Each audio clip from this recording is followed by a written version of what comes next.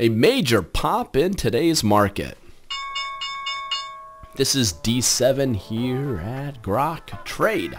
It's Thursday, October 15th, 2015.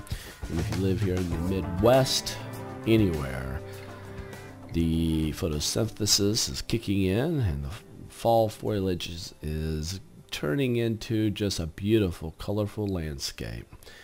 And the spider's up 1.5%. Diamond's up 1.31%. Nasdaq up 1.65%.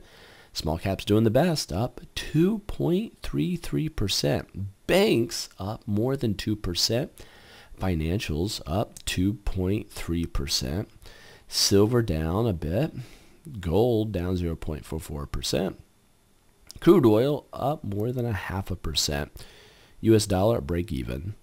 And the VIX dropped 7%. I had to get out of that today. Almost went long today, but let me explain to you why I did not. Here we are looking at the S&P 500, and we're using tradingview.com. But this is the SPDR, which is an ETF on the S&P 500.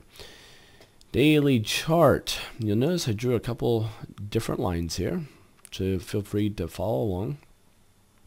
Got a swing high to this swing high. I'm going to move this up just a bit. Very particular how I draw these.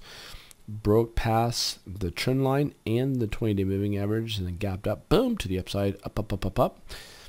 And earlier this week we found resistance. We pulled back, but it was a very shallow resistance to the rising 8 exponential moving average coming higher.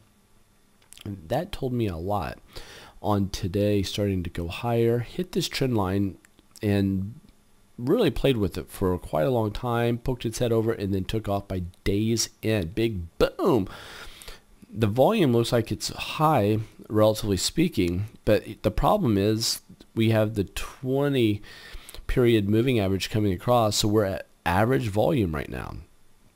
So a breakout on average volume and very little volume for the rest of the week. Now let me explain to you something. I'm going to go over here and show you the weekly chart. The weekly chart, look how low the volume is for the week. We have one more trading day, Friday, which is historically very small volume compared to the rest of the days of the week. So I don't expect us it all to reach the average line. So this week is on very, very little volume. Matter of fact, the last couple weeks going higher, volume has just been decreasing. Now this is very important to know because we are approaching a resistance line. That resistance line, I think we have a pretty good chance on Friday going bullish. And I see us hitting that line, stalling there. And if that happens, and it really happens on small volume, then I fully expect next week to go bearish. And I'll give you more insight on that on the weekend edition video that nobody's going to want to miss. You'll definitely want to listen to that video. I go over here to the NASDAQ.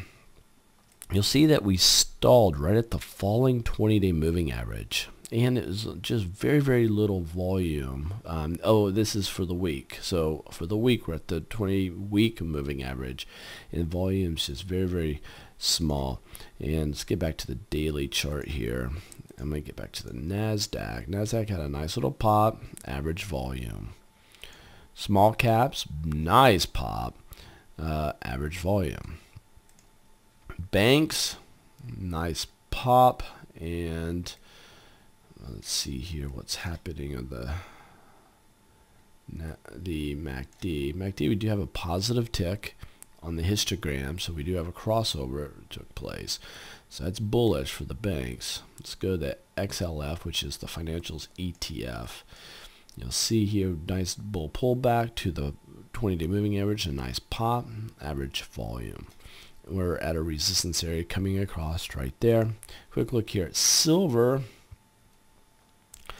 Silver is broken up above this area of resistance. Gold has just been up, up, up, up, up. but we do have a tweezer top. Now that's very bearish. If you look here, tweezer tops are bearish. Look for gold to drop. So we'll see if that actually happens. If you like the video, like it, share it if you understand it and you think others could use it, and always subscribe.